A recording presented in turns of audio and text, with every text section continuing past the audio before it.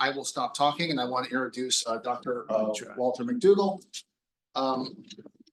who has many titles, one of which is the chairman of our board of advisors, and who has been affiliated with FPRI since 1991. So long predating my tenure at FPRI, and was recruited by former President Alan Luxembourg, I learned today. He is also the Ginsburg-Satell Chair for the Center of Study of America and the West, and a member of the Board of Editors of Orbis, our scholarly journal, and you were previously the editor of that. And for those who don't know, Walter is obviously the Ginsburg-Satell Chair of FPRI's Center for the Study of America and the West. He's also the co-chair of FPRI's Madeline K.W. Keene Butcher History Institute, and the Alloy Anson Professor of International Relations, and the Professor of History at the University of Pennsylvania, Penn. His honors include a Pulitzer Prize, election to the Society of American Historians, and the appointment to the Library of Congress Council of Scholars. After service in the U.S. Army Artillery during the Vietnam War, Walter took a PhD under world historian Walter H. McNeill at the University of Chicago. And the following year, he was hired by the University of California, Berkeley, and taught there until 1988 when he was offered the chair at Penn. We share in common the Bay Area, and we both left it for Philadelphia. So with that, I think we're colleagues. And his latest book is The Tragedy of U.S. Foreign Policy, How American Civil Religion Betrayed the National Interest, which was published in 2016, which has been reviewed by the New York Times, the Wall Street Journal, First Things, and Liberty and Law. So with that, I'll stop talking. Walter, the floor is yours. Thank you, everybody.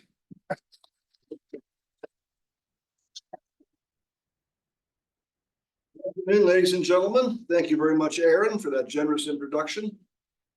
Before I begin the lecture, I need to do something important. I need to acknowledge the late Stanley Ginsburg with some words of gratitude and appreciation. We all knew Stanley as a loyal, long-standing supporter of the FPRI, plus simply a fine human being, indeed a mensch. But Stanley was extra special to me because he was, simply put, my greatest fan. Over the years, he sat through all of my lecture courses at Penn at least twice. And his generous donations later helped me to make possible this series of annual lectures, of which today's is the 7th iteration. I know that all of us who knew Stanley Ginsburg will miss him dearly. May his memory be for a blessing. Now, in 1839, a New York editor named John O'Sullivan published this boastful catechism of what I call the American civil religion, or at least part of its dogmatics. Quote, "The American people, having derived their origin from many other nations, and the Declaration of Independence being entirely based on the great principle of human equality, demonstrate our disconnected position as regards any other nation. We have, in reality, but little connection with past history, its antiquities, its glories, and its crimes. The expansive future is our arena. We are entering on its untrodden space with the truths of God in our minds, beneficent objects in our hearts, and with a clear conscience unsullied by the past. We are the nation of human progress. And who will, what can, set limits to our onward march? Providence is with us. No earthly power can resist us. And we proclaim to the millions of other lands that the gates of hell, that is, the powers of aristocracy and monarchy, shall not prevail against us." Unquote. Whoa. Thus did O'Sullivan express in political terms what Ralph Waldo Emerson extolled in his philosophy, Walt Whitman in his poetry, and Henry Ward Beecher in his theology. The sacred calling of the American people to establish their nation as a holy temple with a capital H, capital T. His line about the gates of hell was even cribbed word from Matthew's gospel, in which Jesus tells Peter, "On this rock I shall build my church, and the gates of hell shall not prevail against it." O'Sullivan's most famous phrase, which he coined 6 years later, proclaimed that Americans possessed a manifest destiny to overspread the continent allotted by Providence. Well,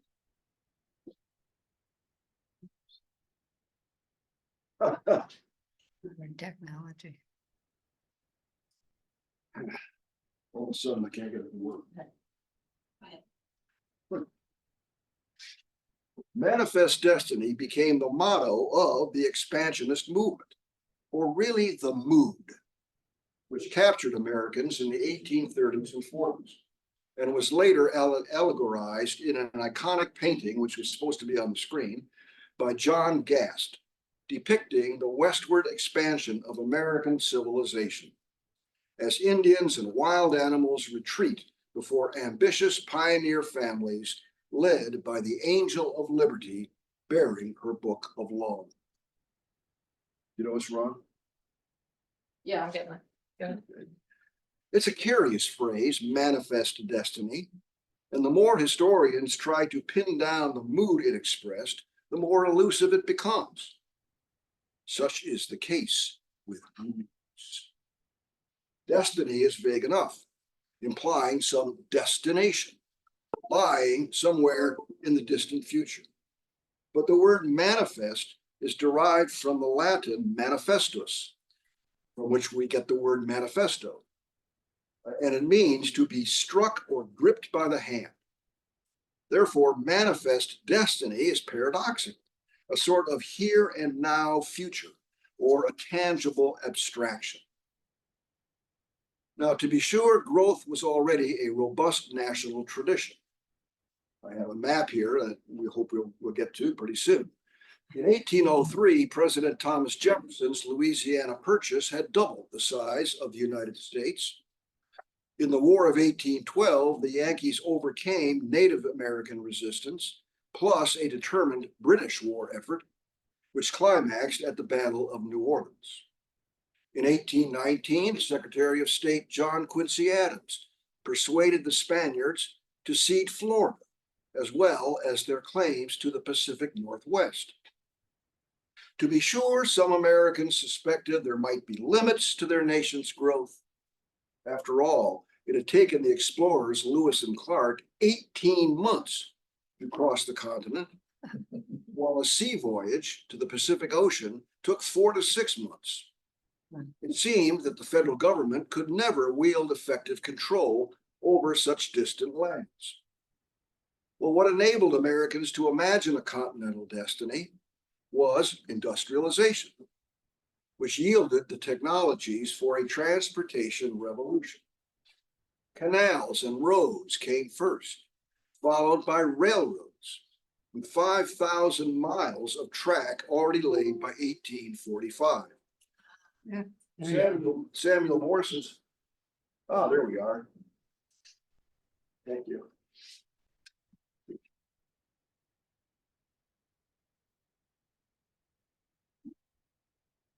There we are. Okay, here's the John Mast painting. It's really, it truly is iconic. You can see it's in the allegory of American westward expansion. Gee. Why is this not working? That's it. Can you do it manually there? I need to change it to manual, yeah.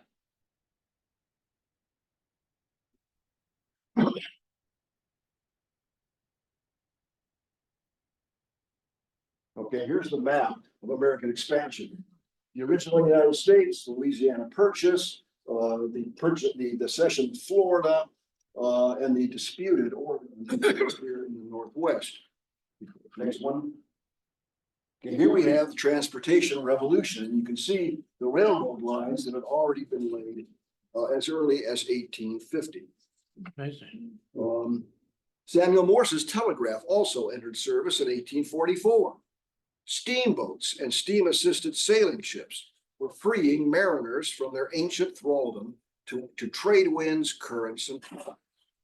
Most compelling America's exploding population required the nation to push ever westward to provide opportunities for generations to come. However, the literary movement of Manifest Destiny was not materialistic. It was steeped in idealism, which transcended politics and indeed reality itself. The writers who waxed religious about expansion ignored the problems of diplomacy and possibly war, which national expansion would surely require.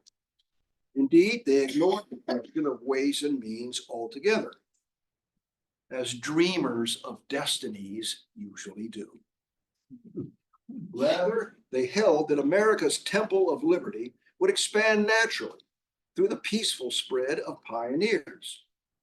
As Pennsylvania Senator James Buchanan pronounced in 1844, Providence has given the American people a great and important mission: to spread the blessings of Christian liberty and laws from one end to the other of this immense continent, unquote.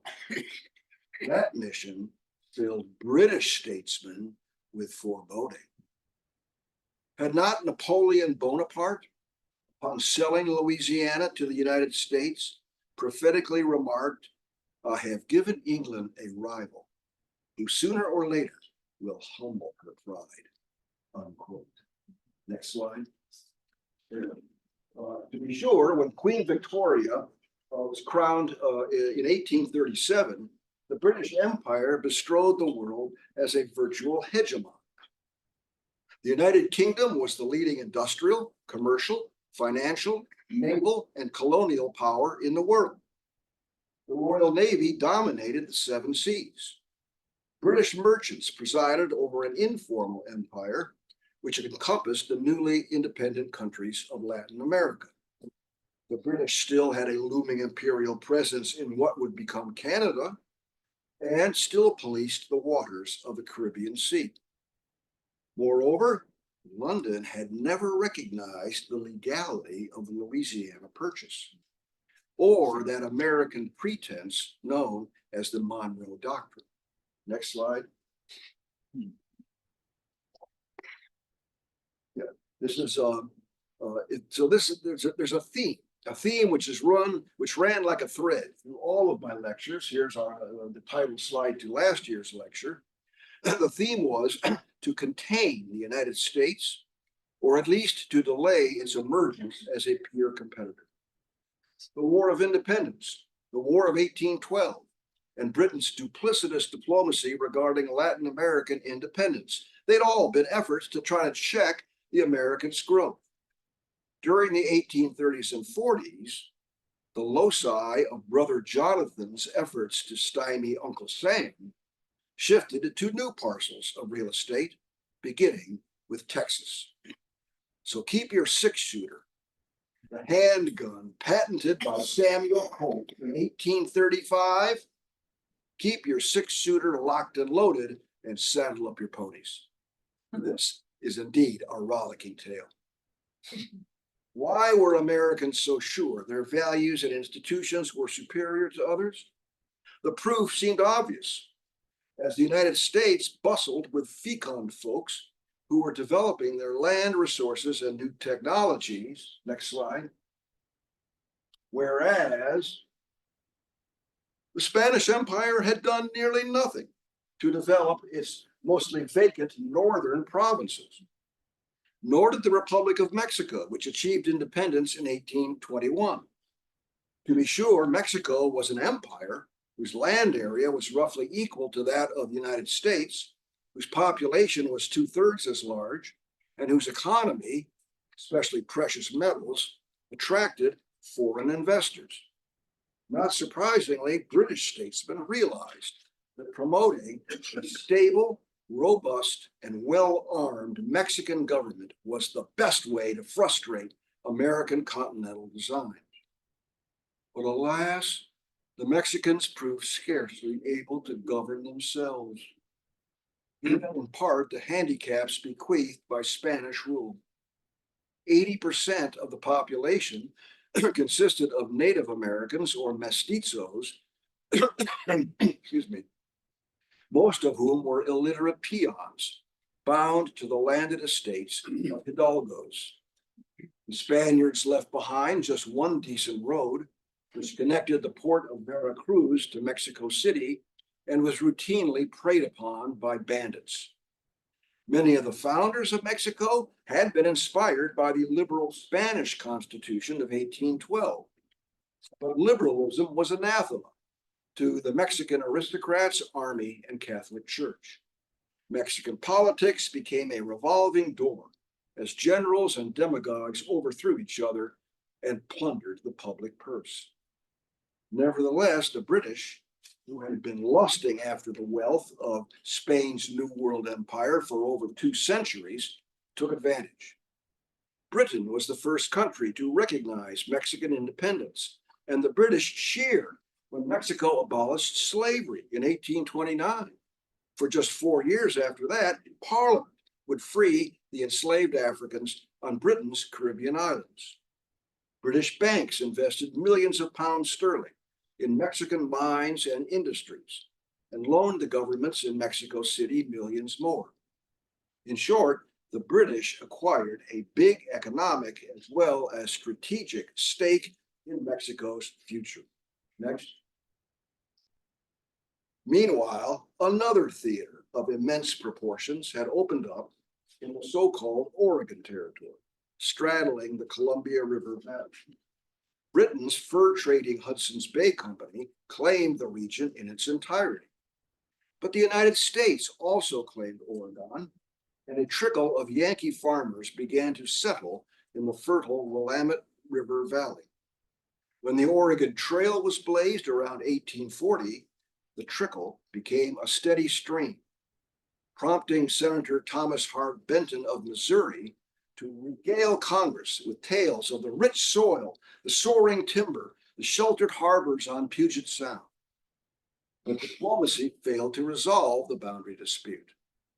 The British offered to partition Oregon at the Columbia River, but the US government claimed all the land north to 54 degrees 40 minutes north latitude, which was the southern boundary of Russian America. It's off the map here, but it's up around about there. The manifest destiny mood, therefore, cloaked an ominous truth. Even in lands possessed by the United States, progress seemed to require the dispossession, often violent, of Native Americans. How much more unrealistic was the dream of peaceful expansion into lands contested by foreigners or already under foreign sovereignty? That presented the federal government with a dilemma, because manifest destiny could never be satisfied without some manifest design, be it hardball diplomacy or perhaps even war with Mexico, with Britain, or both. So much for background. Now it's time to narrow our focus on the prairies and hill country of Mexico's northern province across the Sabine River from Louisiana. Next. Its name in Spanish was Tejas, but English speakers called it Texas and referred to its few inhabitants as Texians.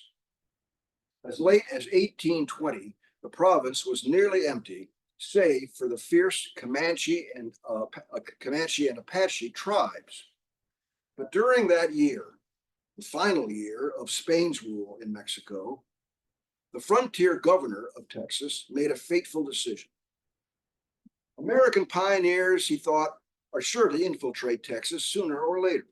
So perhaps it would be better for us simply to invite some American Moses. In fact, it was Moses Austin, to lead an exodus in exchange for a solemn pledge that his pioneers would swear allegiance to the Spanish crown and the Catholic Church. Like his biblical namesake, Moses Austin died before reaching the promised land. But his son Stephen took up the land grant offer during the first year of the Mexican government. What happened, of course, was that thousands of illegal, then illegal immigrants swarmed into Texas. Sound familiar? They're coming away now. Most of them were Scots-Irish Protestants who had no intention of obeying Mexican officials or priests. Next. The famous Old 300 began the migration. But by 1830, some 20,000 American empresarios, as the Mexicans called them, had staked out claims in Texas and begun to demand political rights.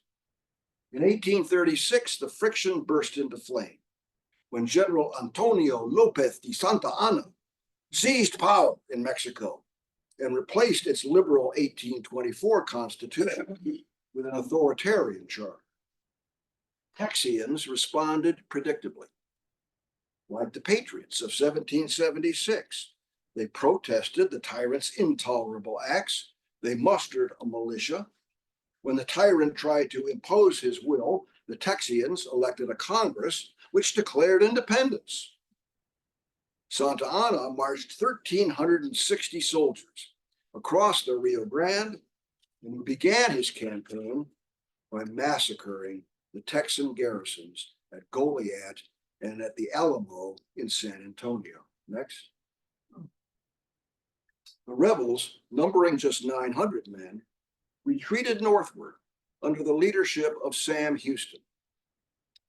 Now, legend has it that Houston was a shrewd military tactician who outmaneuvered the Mexican army and won the Battle of San Jacinto. That was not, in fact, the case. Houston was charismatic and courageous, but his initial intention was to retreat all the way to the Sabine River on the border with Louisiana, where a U.S. Army garrison might afford his band of men protection. But the rowdy frontiersmen threatened to mutiny if Houston did not reverse course at the legendary Which Way Treaty and engage the Mexican army immediately. The battle, which resulted on April 21st, 1836, lasted less than 20 minutes. The Texian militia fell upon the Mexican army while it was having its siesta and simply murdered them. It was a slaughter.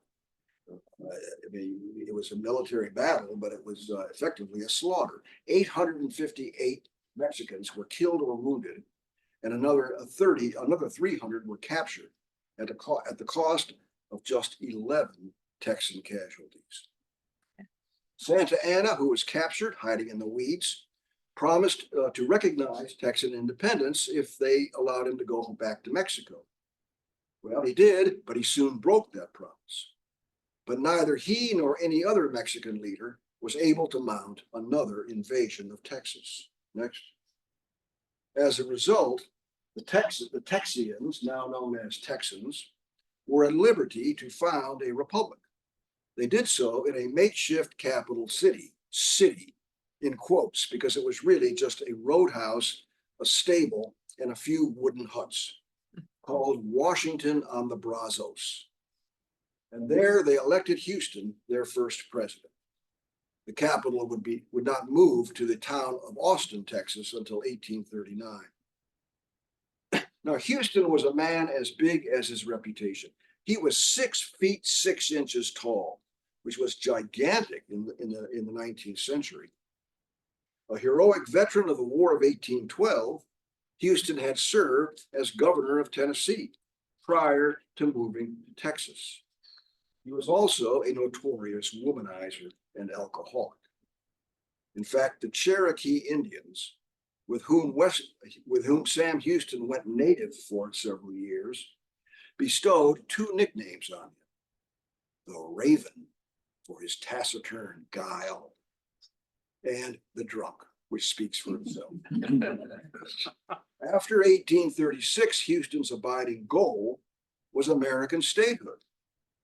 President Andrew Jackson shared that goal, but he gave up when the Mexican government refused Jackson's offer to purchase Texas. Houston, gravely disappointed, wrote President Jackson the following letter, quote, "Now, my venerated friend, you will perceive that Texas is presented to the Union as a bride adorned for her espousal. But if she should be rejected, her mortification would be indescribable, and she would seek some other suitor. Unquote. Houston clearly meant Great Britain. In fact, rumors soon spread that the Mexicans were considering selling Texas to Britain in lieu of the $68 million the government owed to British investors. However, President Jackson did recognize the independence of the vast republic on the 3rd of March, 1837, his very last day in the White House. Vast republic, vast it was. Look at all the Republic of Texas, all of this territory here. It included, in addition to Texas, most of the future states of Oklahoma and New Mexico. The Texans also claimed a southern boundary along the Rio Grande River, although no Anglo settlements yet existed that far south. Following independence, another flood of immigrants arrived, mostly from the southern United States. The economic prospects were excellent, not because of oil, and not because of cowboys and cattle. The original settlements in East Texas were an excellent cotton country, and thus an extension of the Gulf of Mexico, the Gulf Coast of the U.S. And so with the planters came enslaved Africans. And that complicated the question of what was to become of the Lone Star or Buckskin or Revolver Republic, as Texas was variously called. Well, news of these stirring events both worried and excited the Liberal cabinet in London, whose foreign secretary was the feisty Lord Palmerston. In August, he presided over a heated debate in Parliament, and most of the members of Parliament accused the US government of aggressive designs. Palmerston chose not to recognize Texan independence at first because he still expected Mexico to reoccupy the province. But he did inform Parliament the threat of US annexation ought seriously to engage our attention. The following year, Houston dispatched Pinckney Henderson to London to lobby for a treaty of recognition and commerce. Palmerston was intrigued, but his hands were tied by the pro-Mexican sentiment on the part of Great Britain's financial lobby and anti-Texan sentiment on the part of Britain's abolitionist lobby. However, Henderson did succeed in gaining French recognition in 1838. And in December of that year, Chance, an adventurer of French extraction named Mirabeau Lamar, was elected the next Texan president. Next slide. There he is. Mirabeau. Bonjour, sir. It's a good looker. Lamar was a lawyer from Georgia, but he had moved to Texas in 1835. And upon independence the following year, he became the first Secretary of War and even founded a political party which soon rivaled that led by Sam Houston. Lamar, unlike Houston, did not hope for annexation to the US. He meant to make Texas a great nation in its own right by raising a permanent army, expelling the hostile Indian tribes, and seizing the Rio Grande boundary. Lord Palmerston was enthused. In 1839, he ordered Richard Pakenham, the British minister down in Mexico City, to urge the Mexican government to recognize Texan independence so that Lamar's would-be empire might become a bulwark against Yankee expansion, and incidentally, a buffer state protecting the rest of Mexico from the United States. So Palmerston recognized the Texas Republic in 1840, despite the persistence of slavery there. He had received this rhapsodic report from the British consul based at Galveston, Texas. Quote, "Perhaps there is not in the records of history any instance of a nation rising as rapidly as Texas has done. Within 3 years, upwards of 200,000 immigrants have settled in this country, as towns and villages have been raised up as if by magic," unquote. He also did not fail to note the stunning boom in cotton production, which was so vital to Great Britain's textile industry. If the militant Lord Palmerston had remained in power, there's no telling how much influence the British might have exerted over the Republic of Texas. But he did not survive. The Liberals fell from office in September 1841, to be replaced by a Tory government with the prudent Earl of Aberdeen in the Foreign Office. A few months later, a change of government also occurred down in Texas, because President Lamar launched an abortive invasion of New Mexico. The Texas militiamen, expecting to occupy New Mexico just like that, ran short of food and water. They were harassed by Indian attacks. They even got lost when their Mexican guide deserted the party. When they finally reached Santa Fe, all they could do was surrender to the Mexican garrison. So Lamar's reputation was ruined, and Texans soon gave Sam Houston a second presidential term. Indeed, that very December. Next slide. And so the contestants for empire in North America. Now, Lord Aberdeen was as eager as Palmerston to keep Texas out of American hands. However, he shrank from risking a third Anglo-American war. In 1842, Aberdeen appointed a new minister to Texas, a former Royal Navy captain named Charles Elliott, with instructions to cement Anglo-Texan ties. And in November of 1842, Elliott sent back to London this sanguine report. Quote, "Whatever General Houston has been, it is plain that he is the fittest man for his present station. His education has been imperfect, but he possesses great sagacity, surprising tact in his management of men, and is moved in the main by the inspiring motive of connecting his name with a great nation's rise. There will be no difficulty in making this president understand Britain's goodwill," unquote. Elliott then discussed the future of Texas and raised the delicate issue of slavery. Quote, "Texas, with a free population, would, of course, become an object of great suspicion to the southern states of America, and therefore an effectual barrier between the United States and Mexico. If wise counsels can be heard here, I think they point to a course which is not too late to pursue, and which I fairly believe will be attended with much advantage to this country, to our own concerns, and to the great interests of humanity. My scheme supposes another Texas convention, which would abolish slavery and embrace free trade. I have no doubt that a sufficient loan could be raised in England to enable the Texas government to compensate its slaveholders. Such an outcome would be exceedingly agreeable to a very influential and wealthy party in our own country," unquote. Well, Elliott's superiors were less hopeful, but the cabinet did consider asking Parliament to compensate Texan slaveholders in exchange for manumission. Aberdeen's initiative backfired. When news of his plans reached America in 1843, members of Congress erupted.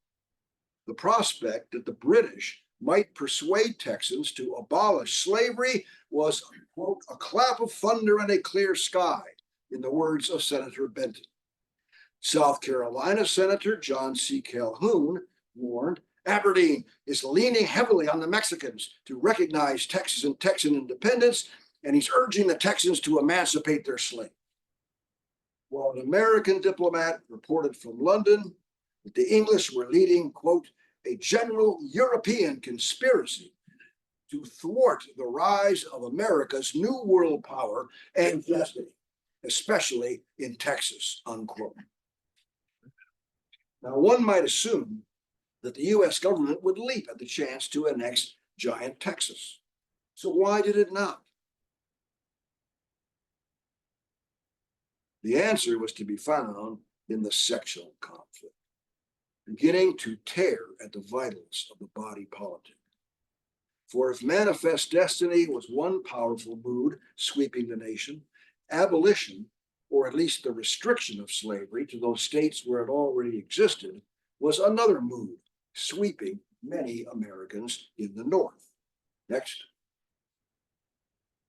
By the 1830s and 40s, abolitionists such as Lloyd Garrison and former President John Quincy Adams were damning slavery as the original sin in the American civil religion.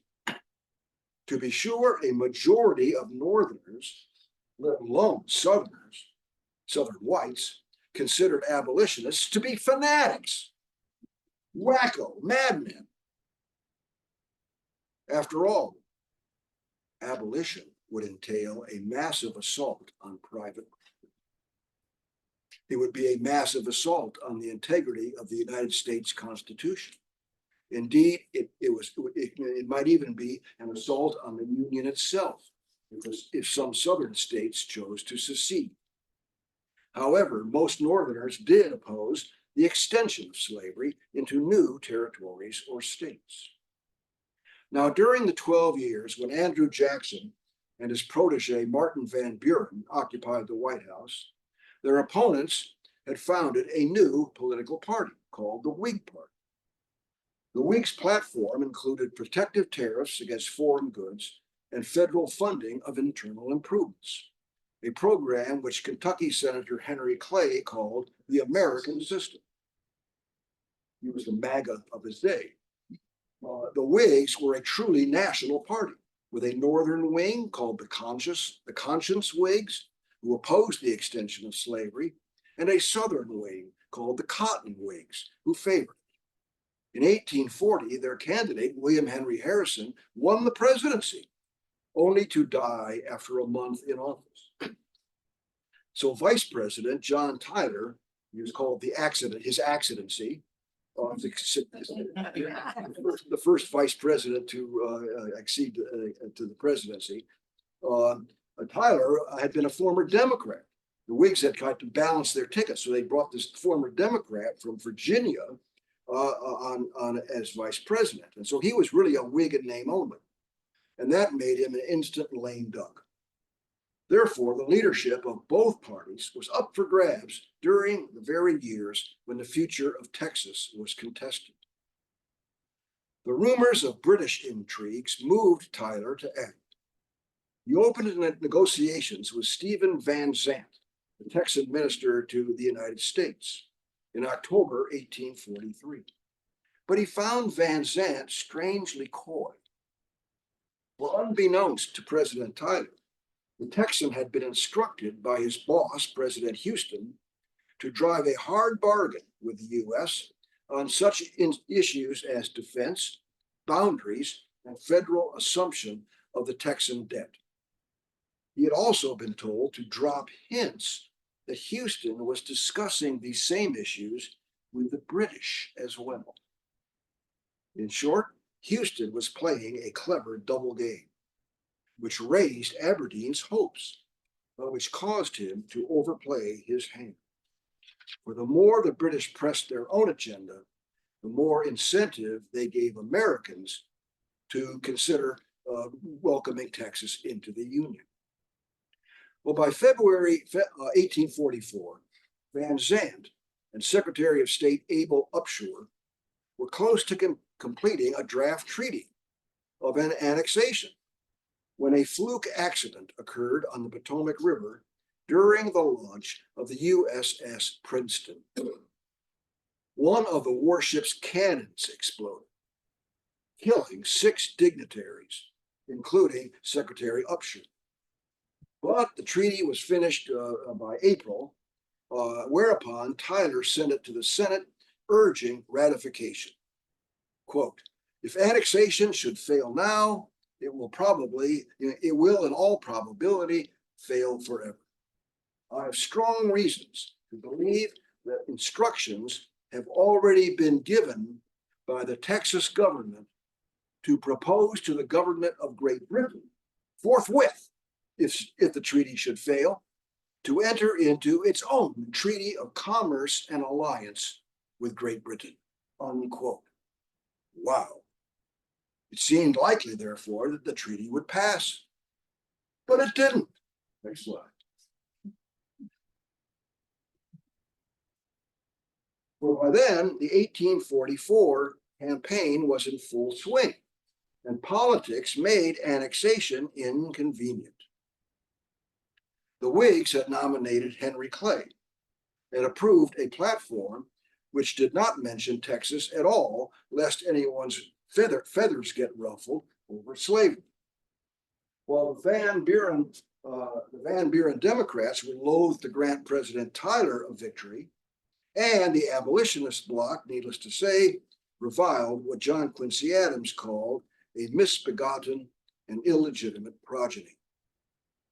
Consequently, when senators voted on June the 8th, more than 2/3 of them voted against the treaty rather than for it. And when news of the treaty's defeat in the United States Senate crossed the ocean to London, Aberdeen immediately summoned the minister from Texas and assured him that Great Britain, and he hoped the French, would enter into an alliance with the Republic of Texas forthwith. Next, Aberdeen summoned the Mexican minister and warned him in no uncertain terms that his government was flirting with disaster. For the time being, he said, the American government has rejected Texas statehood. But if the Mexican government remains obstinate, that could change. It could even result in a war, the results of which would be, quote, truly disastrous for Mexico. Aberdeen ended with this threat. Quote, I have spoken of California. You may be aware that offers have been made to England by the inhabitants of California themselves that we establish colonies there under British protection. California? Sí, sí, señor.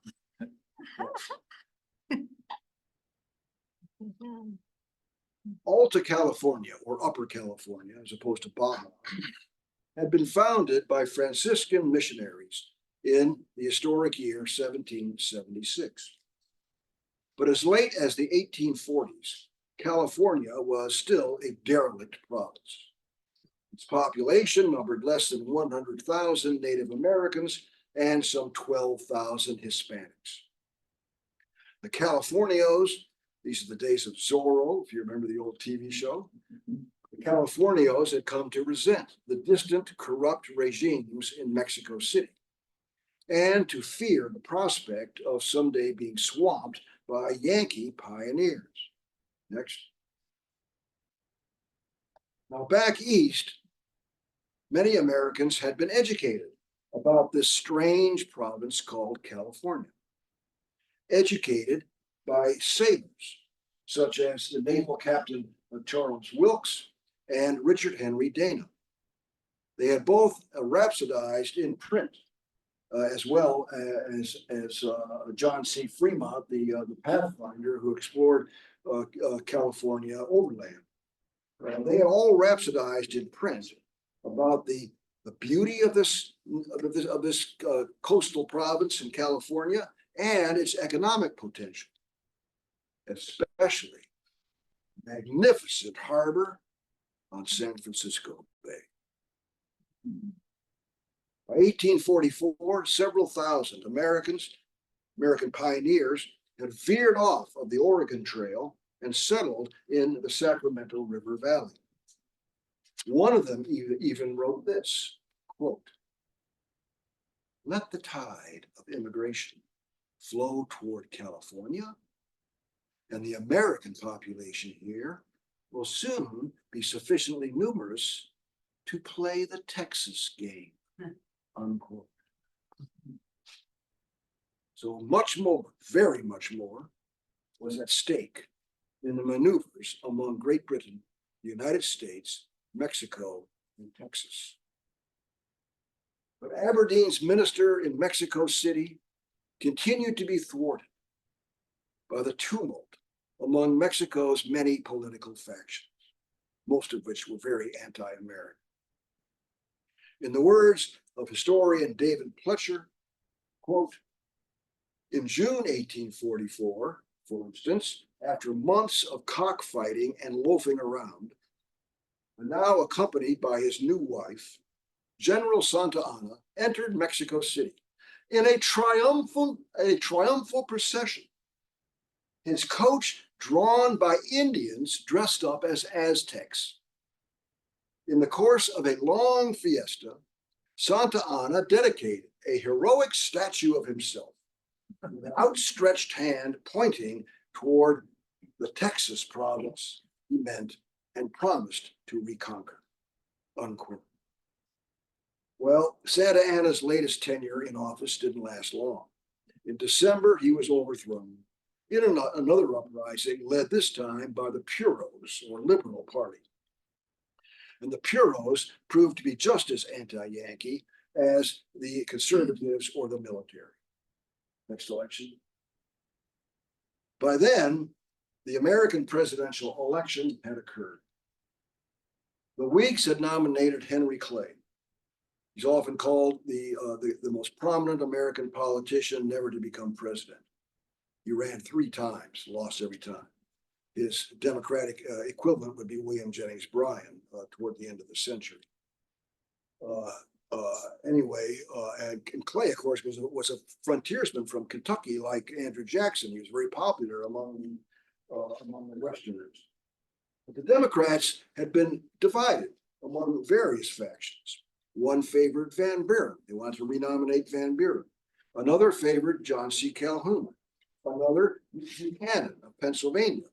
And another faction, Lewis Cass, who was the founding father of the state of Michigan, recently come into the Union here.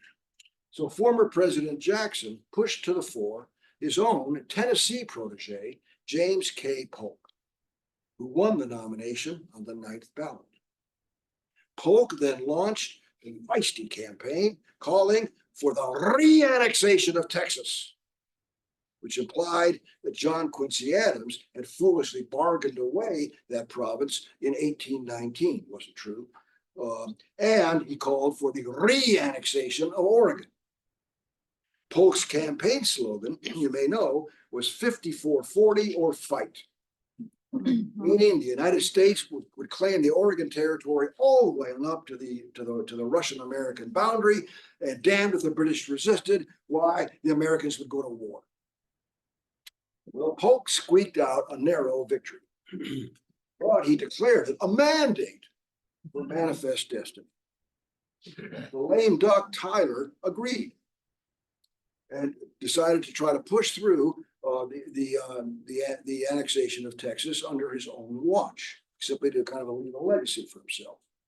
And he was assisted in that ably by a man named Anson Jones. Who was Anson Jones? Well, he was Sam Houston's successor as the next president of Texas. He was a doctor from Massachusetts, but he wanted to get into politics, and he thought, go west, young man. And so he went to Texas with heady political ambitions. And sure enough, he rose in Texas politics to become elected president. Now, Jones lacked Houston's charisma, but he was nothing if not persistent. And later Texans would call Jones the architect of annexation. Next. Aberdeen now grew desperate. On the last day of 1844, he dispatched detailed instructions to Elliott, his minister in Texas, And keep in mind that these transatlantic communications took at least 2 weeks, in the case of Texas, probably 3 weeks to arrive. So everything's moving lots more slowly than it sounds in my lecture. But at any rate, Aberdeen sent instructions to his minister Eliot, which deserve to be quoted at length. These papers will put you in possession of the line of conduct which Her Majesty's government have pursued and intend to pursue with regard to Mexico and the United States.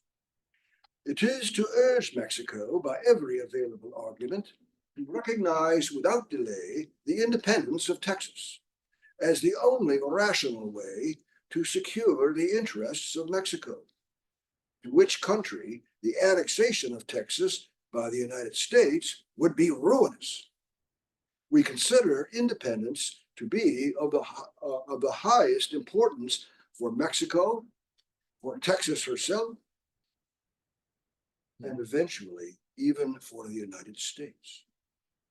Because annexation, in the opinion of Her Majesty's government, would scarcely fail sooner or later to become a serious source of contention between the free states and the slave states, and thus would expose the entire union to very great hazard. Unquote. Pathetic words. In February 1845, Aberdeen assured the Texas representative in London that his government had no intention of interfering with slavery in Texas. So the British obviously were putting their strategic and economic interests far above their humanitarian concern. And Aberdeen assured him that his cabinet's sole preoccupation was to prevent annexation by America and to avert a calamitous war between the United States and Mexico. The time had run out. On February 27th, 1845, Polk suggested that Congress pass a joint resolution. Tyler proposed that Congress pass a joint resolution to annex Texas without a formal treaty. By a joint resolution, and that way only a bare majority of the House and the Senate would be needed, rather than a 2/3 majority in the Senate. Sure enough, the joint resolution breezed through the House, mostly Democratic, and it passed in the Senate by a vote of 27 to 25 on the strength of 24 Democrats and 3 cotton Whigs. A week later, Polk bragged in his inaugural address that America had absorbed Texas and that her rights to all of the Oregon Territory were also clear and unquestionable. The British press erupted. The Times of London even vowed, Oregon will never be wrested from the British Crown, to which it belongs, except in war, unquote. Meanwhile, down in Texas, Anson Jones, President Jones, scheduled a convention to convene in Austin on the 4th of July, where Texans would decide whether or not to accept the American offer of statehood. To forestall that, or in hopes of forestalling that, the British minister Eliot sailed from Galveston down to Veracruz, and then he rushed to Mexico City over that road that was troubled by bandits. And sure enough, his carriage was attacked by bandits on his way to Mexico City, but he made it there safely.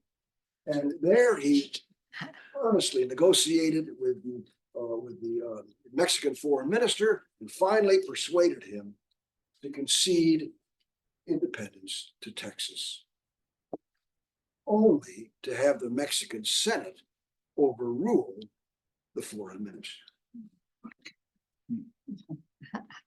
So Eliot never got the chance to return to Texas and assure its convention that Mexican recognition and a generous aid package from Great Britain will be soon forthcoming if you simply remain independent. Convention in Austin voted instead unanimously to accept the American offer of statehood. 6 months were needed to hammer out the details, but on December the 29th, 1845, Texas became our 28th state. Aberdeen's policy, pursued relentlessly over 4 years, was in ruins. He had hoped to buttress a strong buffer state to contain the growth of the USA and to make Texas an economic partner of Great Britain. But his efforts were all in vain. For the more the British interceded, the more they stoked American suspicions. In the words of one historian, quote, as the matter worked itself out, England's conduct contributed to an effect directly contrary to that which she sought to produce, unquote. One can only wonder what might have happened had Palmerston been in charge of the Foreign Office in 1845. In fact, the Liberal Party would return to power the very next year over a domestic issue of historic importance, Parliament's abolition of the Corn Laws, the tariffs against imported foodstuffs. And the abolition of the Corn Laws by Parliament would make Great Britain the very first country in the world to adopt total free trade. But for the time being, in 1845, the Tories still clung to power, and Aberdeen was still loath to risk a war against the United States. Next slide. Smart.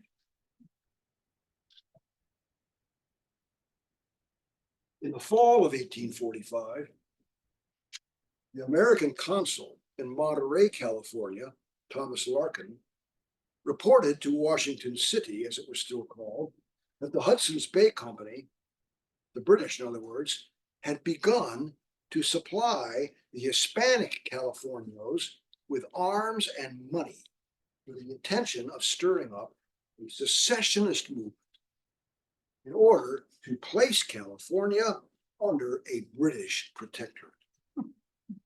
The editor of an influential Baltimore paper wrote, the British possession of California would also strengthen her pretensions with regard to Oregon, with the likely result that the entire Pacific coast would fall into the grasp of the world's mightiest empire.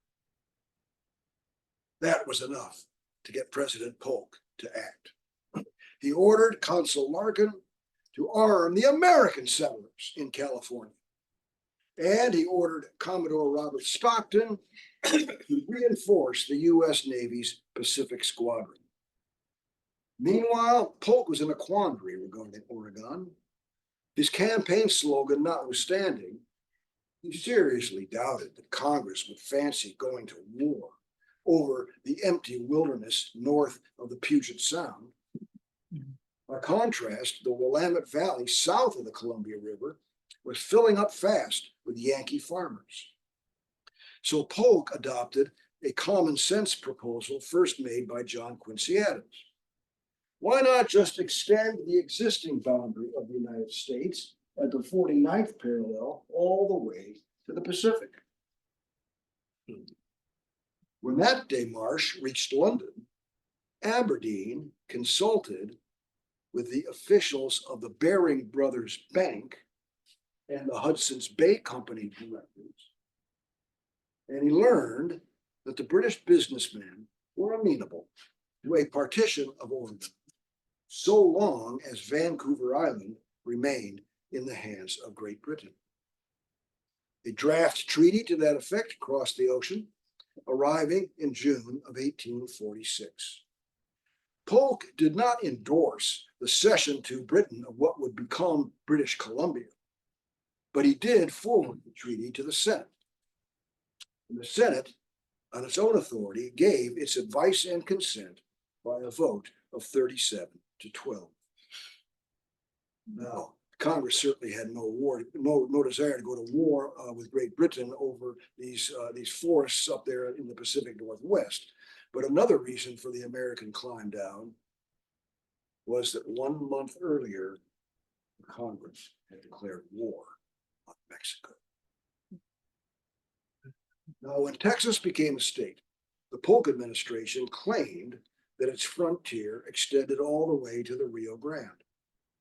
The Mexican government, which had damned the annexation of Texas as theft, contested the Rio Grande boundary as well. So President Polk dispatched a reconnaissance under General Zachary Taylor. A skirmish ensued in which the Mexican soldiers killed 11 Americans. When that news reached the capital, Polk immediately asked Congress for a declaration of war on the grounds that, quote, American blood has been spilled on American soil, unquote. And the Democrat majority in the Congress obliged the president after a debate lasting less than a day. Next. Aberdeen's worst fears had come to pass. For Polk meant to conquer not only the Rio Grande boundary, but California and all the land in between. In Parliament, the eloquent Benjamin Disraeli denounced this American war of aggression. While in Washington City, Secretary of State Buchanan warned Polk that his outsized ambitions might trigger British intervention. But young Hickory barked, I will never tolerate any intermeddling by any European power on this continent, unquote. Thereby elevating that aspirational bluff known as the Monroe Doctrine to an operative principle of U.S. foreign policy. Clearly, the Democrats had exploited the mood of manifest destiny to justify a war, the purpose of which was the conquest of 1/3 of Mexico. But it must be acknowledged that the Mexicans contributed to their own despoliation. First, by indulging in relentless political turmoil. Second, by refusing to accept Texan independence. Third, by refusing British assistance. Fourth, by contesting the boundary. And fifth, by firing the first shot, which enabled Polk to wage war allegedly in self-defense. Well, getting into the Mexican War proved easier than getting out. Another perennial theme in American history. To be sure, the U.S. Army won a series of stunning victories against much larger forces on the Rio Grande, while ancillary campaigns occupied New Mexico and California. Next slide. But the Mexicans refused to give up. If they had a government at all, the government wasn't strong enough or prepared to surrender to negotiate with the Americans, even as their armies were being destroyed and their countries being invaded. So Polk ordered a larger army under General Winfield Scott, one of the great military commanders of 19th century American history, to land at Veracruz. It was a joint Army-Navy operation too, and then fight its way to Mexico City. By 1847, the mounting casualties and costs of the war made the American public impatient. Huh? Mind you, the entire Mexican War lasted just 21 months. But in those dear dead days, that was enough to try Americans' patience. At length, a faction of Northeastern Democrats, people like John O'Sullivan, expressed their frustration by grotesquely expanding their war aims in what became known as the All Mexico movement. If the United States must fight a protracted war, they cried, then let us annex all of Mexico. The movement claimed it was Americans' humanitarian duty to send to the benighted Catholic Mexicans teachers, preachers, lawyers, and engineers, and in effect to nation building. Polk was appalled by such pious claptrap. He wanted no more and no less than what the national interest required. But what he needed most was an exit strategy. So Polk sent a diplomat to accompany Winfield Scott's army. His choice was Nicholas Trist, who had been a former clerk to President Andrew Jackson.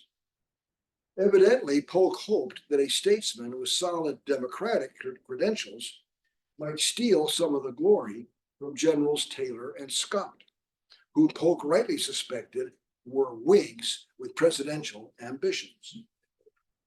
But Trist came down with an intestinal disorder in Mexico, what we used to call Montezuma's revenge, and was nursed back to health by General Scott, whereupon the two became fast friends. When Polk learned that his diplomat had flipped loyalties, he recalled him. But Trist refused to comply. Instead, he wrote a 65-page dispatch, explaining why he must continue his mission. And that turned out to be a stroke of very good fortune when Winfield Scott's soldiers captured Mexico City. Incidentally, I learned in researching one of my earlier books that the American flag, the displays of the American flag by the general public, you put a flag outside your house or on top of City Hall or what have you, that tradition began in 1847-48, when the American flag for the first time was being carried over a foreign nation. Well, at any rate, Trist and the next slide. Trist and a Mexican Peace Commission negotiated a treaty, the Treaty of Guadalupe Hidalgo. It was signed on the 2nd of February, Groundhog's Day, 1848. The treaty ceded to the United States all of Texas north of the Rio Grande, all of the future states of New Mexico, Arizona, and California, and portions of the future states of Oklahoma, Colorado, Utah, and Nevada. That Mexican cession added 500,000 square miles to the US, increasing the size of the nation by a third. In return, Nicholas Trist offered to pay the Mexican government $15 million. Whigs denounced that as conscience money, but Polk's conscience is clear. Polk judged the Treaty of Guadalupe Hidalgo to be so attractive, the Senate was bound to embrace it. And in doing so, the Senate also would end the war and squelch that all Mexico nonsense. And sure enough, on the 10th of March, 1848, the Senate consented by a vote of 38-14. In geopolitical terms, the Mexican War needs no explanation. For Americans to have sat on their hands while vast stretches of contiguous land lay idle would have contradicted the American character, even if that generation of Americans had not been drunk on the elixir of manifest destiny. Next. But what was the legacy of the Mexican War? In the long run, it was the United States we know today. Continental republic, whose centers of gravity have shifted from the Northeast or the Middle West to the very states acquired from the Hispanics: Florida, Texas, California. Through the Mexican War, the United States became a Pacific power, indeed a potential world power.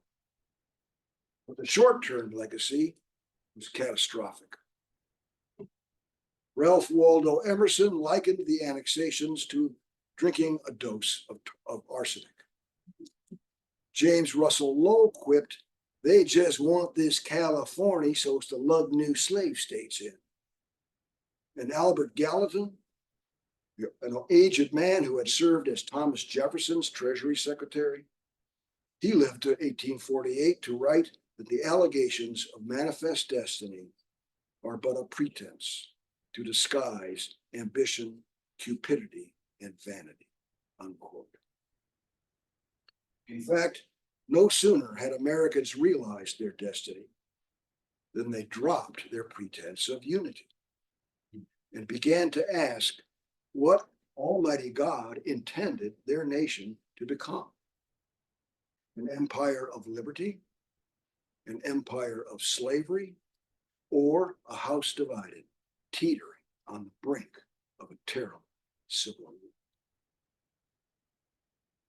Lord Aberdeen lived on until December 1860, just long enough for him to learn that 7 states in the Deep South had seceded from the American Union. It must have been cold comfort that Aberdeen's dire prediction came true in the end. Britain's failure to forestall the annexation of Texas had brought the United States to the brink of destruction after all. Ironically, and as we shall learn in next year's Ginsburg-Satell Lecture, that civil war would be the last and possibly the best chance for Great Britain to contain the growth of the United States of America. Thank you all very much.